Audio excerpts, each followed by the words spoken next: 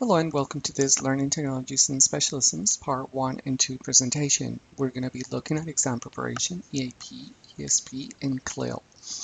The idea behind this video recording is that you can stop, pause, and resume watching or watch this presentation as many times as you want, and to exploit all the different ideas and materials at your own time and leisure.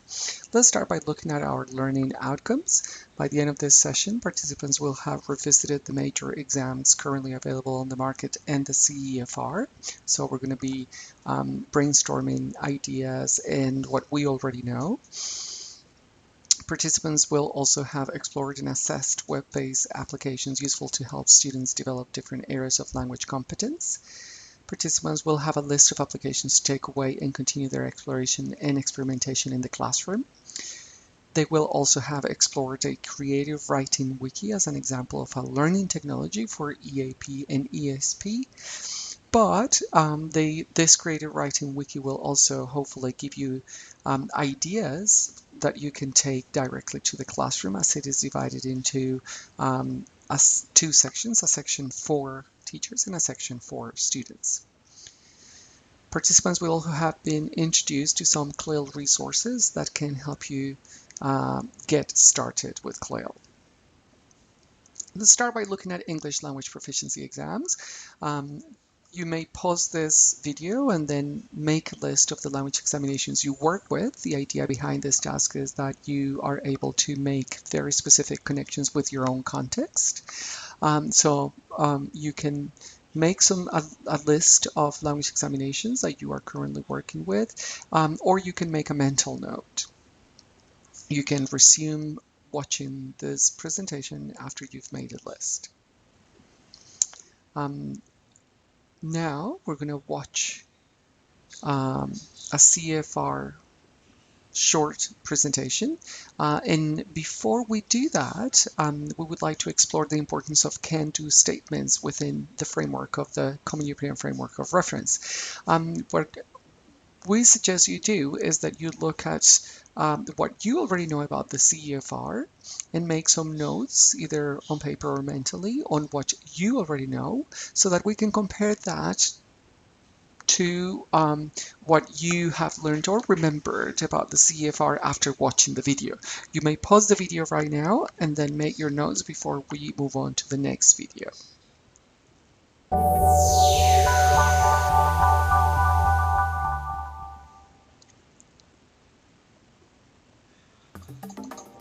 As a language learner or teacher, you may have heard of Common European Framework of Reference, or CEFR. But what is it, and why does it matter for English language learners? It's actually pretty simple. Different learners have different levels of language ability, but opinions about your English level can be subjective. Your friends may think your English is good, but an employer might think it is not good enough, and you may be better at some skills than others. For example, you may be able to read better than you can speak. We need a clear, objective way to describe language skills that everyone can agree on. This is what the CEFR provides. The CEFR breaks down language learning into 6 levels, which it calls A1 to C2. The starting point, A1, describes a very basic language level. As a learner, you can move up the levels until you reach proficiency, C2 level.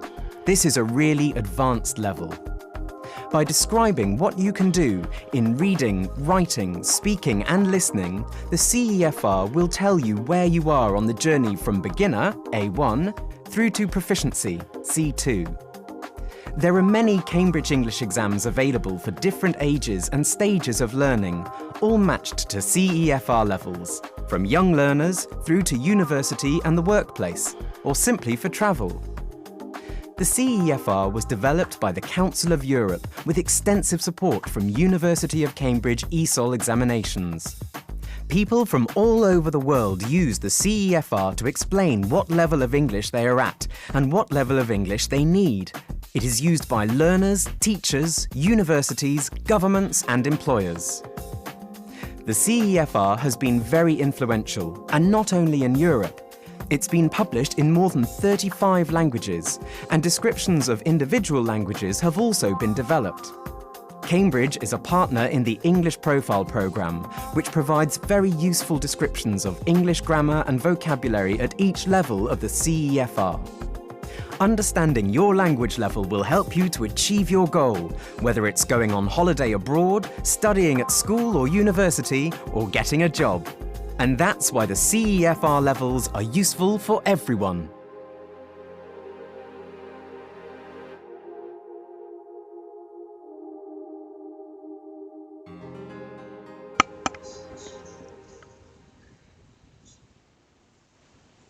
Now that we have watched the video, you may go back and compare your notes against what you've learned or remembered about the CEFR before we move on. You may pause this video at any time and then resume at leisure. Now, looking at the common reference levels, as you know, there are three main levels. And if you look at the handouts, you have the different individual levels and descriptions. These descriptions are not correct. So the idea to help you remember and think about the different levels is that of asking you to match the corresponding video, the corresponding section. So for example, under basic user, A1 is not, that description does not correspond to an A1 level. So you may pause the video right now and then try and match them by reading the descriptions and thinking of the level before we look at the answer on the next slide. Now that you're back, you can check your answers against this answer key. So we have that A1 is actually the first description at the very top, and someone at A1 level, being a basic user, can understand and use familiar everyday expressions and very basic phrases aimed at the satisfaction of needs of a concrete type, can introduce him or herself and others, and can ask and answer questions about personal details such as where he or she lives, people he she knows, and things he she has. Can interact in a simple way provided the other person talks slowly and clearly and is prepared to help. So take a minute or so to check your answers, and you may pause the video if you wish. Now let's continue and look at learning technologies that support the development of language competence. The literature supports this statement because research shows that there are some very specific characteristics that support this idea that learning technologies can help develop language competence. This is because most learning technologies allow for communication, and this communication obviously is between two or more people.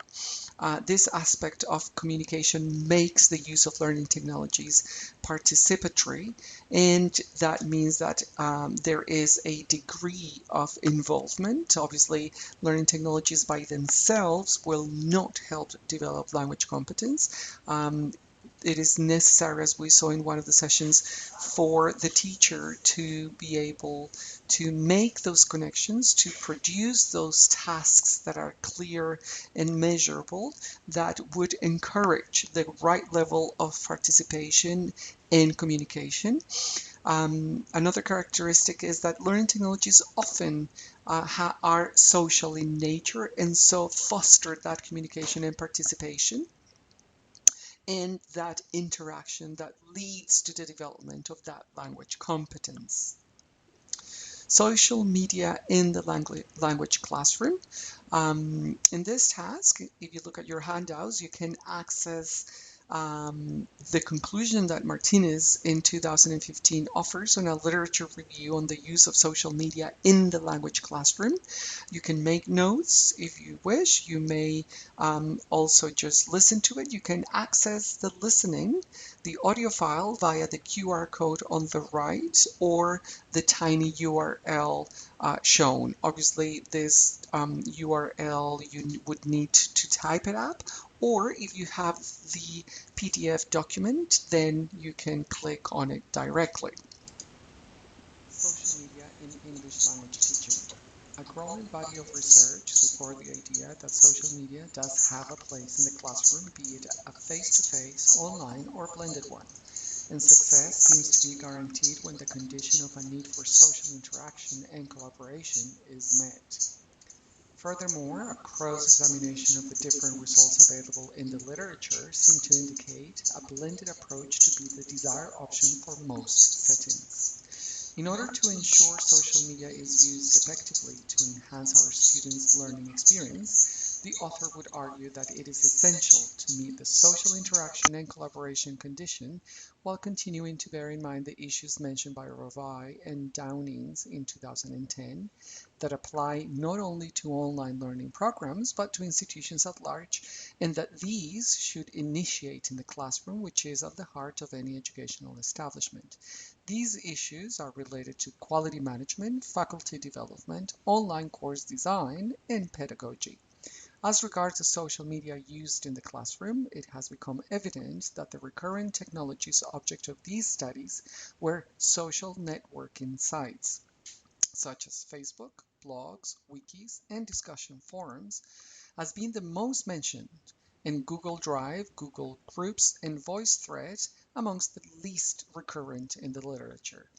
Finally, the answer to the question posed initially, whether the use of social media helps or hinders learning in the ELT classroom, can be said to vastly depend on the level of training and understanding teachers have and how these affect their awareness of the dynamics between pedagogy and the technologies chosen, the quality of the task design, the participants' current and prior learning experiences, and the environment and context in which users reside.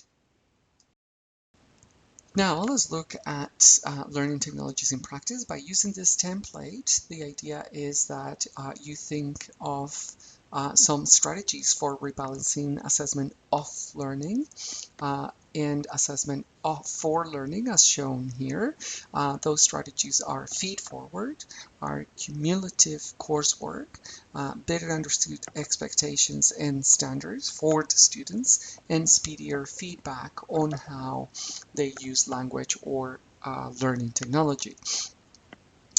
You can use this template, which you can find in the handouts given, and you can use one section for one specific learning technology that you may want to survey and assess and determine whether it is useful for exam preparation. You may turn off the video now, or stop it or pause it, and then resume after you've done the exercise. The idea during the presentation was that different groups or pairs would present the activity that they looked at, or the learning technology that they looked at. Obviously, this can still be done if you get together to assess different applications. We're going to look at creative writing and how it may support English for specific purposes and English for academic purposes. As I mentioned before, this is a creative writing wiki that I created as part of my MA in Digital Technologies for Language Teaching. I created this wiki because the idea was that I wanted to help other teachers and learners at the same time on how to develop their writing, especially because for exam preparation, you will agree that all the exams require students to produce a specific amount of writing, and there are different types of writing tasks. And so creative writing is a very useful way to address that writing practice and need students have. Basically, I'm going to take you on a quick tour of this creative writing wiki. I'm opening the link, which is taking us to the wiki itself. Once you are on the wiki, you can click on either the picture or on this link over here. So we're going to click on the picture following the instructions, and it takes us to basically the creative writing gate. If this is your first time using a wiki, you can explore some of the help here if you're not familiar with wikis. If you are a teacher, there's a section just for teachers and there's a section just for students. So the idea is that this can be used with both teachers and students themselves. Let's imagine that you are not familiar with wikis, and so you want to find out a little bit more and to find your way around it. If you click on that link, it will take you to another page which shows you basically a video tutorial on how PV works and some basic tips. So before you watch it, write down a few questions you would like to have answered while watching the tutorial. Then watch the whole tutorial without stopping, even if you feel you miss some parts, and focus on getting the general idea or gist of the video. Watch it again, and this time stop the video whenever you think you need to, and also to answer your own questions. If you have any questions about it, please do add them in the comment box here, in the comments box, and I'll get back to you as soon as possible. Obviously, you may be thinking, okay, how are we going to do that if we're watching a video? Well, I have created guest accounts that you may use, and you will see that later in the presentation. So here you have a very quick tutorial that you can help you see the basics of using a wiki. We're gonna watch the tutorial, and I'm gonna get the full screen. This tutorial is 11.8 minutes, so we're gonna watch just the first part, just to give you an idea. This is a recording to set up your workspace, to set up the skeleton for your e-portfolio. After you've set up your page, you're going to come to something that looks like this. You'll notice the name of it is whatever you named it. Mine that I named it is PV Works Explained. Yours will be named whatever you name it. So once you get to this spot, you want to just kind of work around and get familiar with the page first. A good place to start is under the settings. Once you click settings, that's going to take you to a page that just allows you to put a little bit more, some description to it, a contact email which you can change. You can change the... Now, this video is 11.7 minutes. You can find it through YouTube, and it's a very good video showing how to set up your own wiki. Now, we're going to go back to our previous section, and let's imagine that you are now familiar on how to use a wiki. You know the basics. If we go back, and if you're a teacher, you click on I'm a teacher, and it will take you to an explanation of what creative writing is, how it is defined here by the Duke University, and a short video here on creative writing, and also a link to the Creative Pen podcast by best-selling author Joanna Penn. Now, there are different sections that you should be aware of here. You have, for example, a task as well to help you go through the wiki and learn how to use it. Before we explore creative writing in more detail, through the links below, please write your own definition of creative writing in the comments box, and then read and comment on other teachers' definitions. Once you've done that, then we can start looking at CB, Creative Writing Wiki Rationale. So there's an academic rationale for this, and you will see it in a minute. A creative writer's home, creative writing techniques for you as a teacher to use in the classroom, and creative writing useful links. Let's look at that creative writing wiki rationale. So rationale for this wiki, you can take your time to read it here. It is all supported by references and academic references. This is to give you some academic support of the value of wikis and how they're used in education.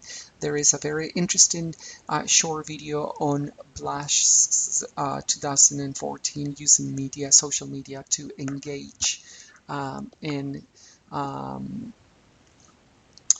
engage students and make them more independent. After you've watched and read this section, we can go back to the previous section, and then you can see the creative writer's home. Here you will have basically the home for different activities and applications. It says this page is for you. Here you can find all the links to the different activities which we will be doing in and outside class to develop your creative writing skills. Now, this creative writer's home is for not just for you as a teacher, but also for the students. The students have access to this page through a different section that is just for the students. It says the links below are for creative writing activities based on the applications used and which are available in iOS, so for Mac, for Apple, Android, or online.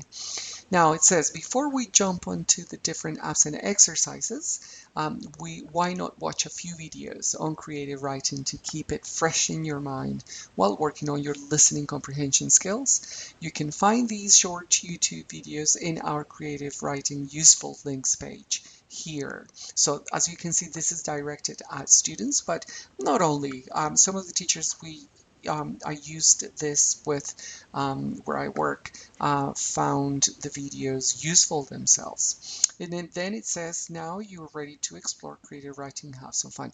I'm going to open this link so that you can have an idea and see clearly what those videos are. They are already in a section that I put together for you. So lots of tips on how to improve your creative writing skills from a professional writer, a second part to the video, how to a quick introduction to free writing for you to try out, and then some useful, this is a link to Wesley Fryer's excellent page called Show What You Know with Media.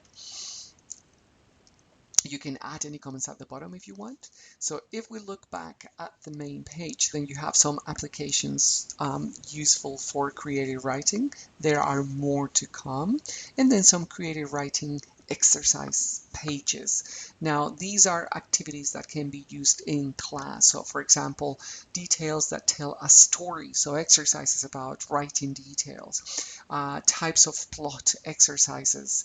So our fortune plots, types of plot, our projects, point of view, so an exercise on point of view when you're writing, some free writing exercises, some collaborative writing and editing exercises, character descriptions, which are very important for creative writing or writing in general, chosen plots, criteria for a plot in the different types of plot, bonus marks for point of view exercise, increased sentences, so this is collaborative writing and exercising and editing exercises, different issues, different characters. There's a lot of different exercises that you can use, and the focus of these writing exercises can easily be transferred to the classroom on essay writing for the different types of exams. So this is, I'm going to leave you this on I'm going to leave this creative writers homepage for a minute so that I can show you what the students see. I'm a student, so they're taken to the creative writers home again, so same activity, is the difference being that they are taken directly to the activities, and you as a teacher, you get to see the academic research and information that support the wiki. If we look, for example, at let's look at our details, for example, that's so that you can see the type of activity. It says, add your details report below, not in the comment box, but by clicking on the edit button. Please make sure you use a different color and write your name at the end of it so that they're all clearly distinguishable. Comment on your partner's reports books using the comments box. So this is an activity obviously for students to comment at their details reports on the story that they're writing or the essay that they're writing, and then for them to comment on their partners. Obviously, this is part of process writing. Okay, so let's go back to the presentation. And I'm going to show you now how to, once you create your own wiki, how to create classroom accounts. You will see the accounts that I created that you may use for yourself, not for your students, so that you can explore the wiki and the different activities. So the first step is, once you are inside the wiki and you want to create classroom accounts, it will guide you. So basically we'll tell you this is step 1 of 4, and it says if your students don't have email addresses, you can use classroom accounts to give them access to your workspace. And you can determine how many students' accounts you need. You want also to choose which level of, which permission level you want them to have, whether you want them to read only, whether you want them to be writers. They should not really be administrators, as administrators have full access to all the features. Then step 2, you create the account details. It is optional to have names. I usually don't use names, or I just use the first name or just the last name. Then you need to confirm the accounts. It will tell you what the role is, the username and the password. So this is perfect for students so that they don't have to use their own accounts. And then you have to click on create accounts. Once this has, you've clicked there, then it will say how many classrooms have been created, and then you click on print account list so that you can then print it. You will then have the possibility to print them. You get this kind of document, you can print them and then give each student their name, or copy and paste and send it via email. This is what looks like at the end, basically. In this case, I have used these accounts already. I have created them. You may make a note now, number 1, number 2, number 3, and then use one if you want. I will be notified whenever you use them, so that's not a problem. Please make a note of the fact that they are for you as a teacher to use and not for your students. This is just so that you can explore the wiki and then see the different things that are available there. So let's approach the end of this presentation by looking at some places on the web that you can look for CLIL information, resources, methodology, and training. So the first one is the European Resource Center for eCLIL. You have the link here. You can type it up and it will take you to this page, which has lots of very good resources. There's some information about CLIL, so that it is important that you, are also informed. Being informed is essential, as we've been looking at and discussing throughout the different sessions. And through this session, it's important to be informed to be able to make informed decisions about the methodology. There's also Teaching English, and this is a blog that is kept by a teacher. So the great thing about this blog, what I like the most about this blog, is that it is a teacher using CLIL and then experimenting with different resources, collating different information that can be used by other teachers. So it's a very, very interesting blog that I strongly suggest you explore. You can get ideas for science, for art, for ICT, and for ESL. So here you find the references that are also included in the handout that you were given, and references that support all the different parts of the presentation of the materials used, so that you can see that it is supported by recent research on how to use learning technologies for writing and for CLIL, and also information supporting the Common European Framework. Thank you very much. Feel free to share this video. Feel free to ask me questions at any time. My email address is available in the presentation, and I'll be more than happy to continue our discussion about learning technologies in the classroom. Thank you once again for your listening and for your time.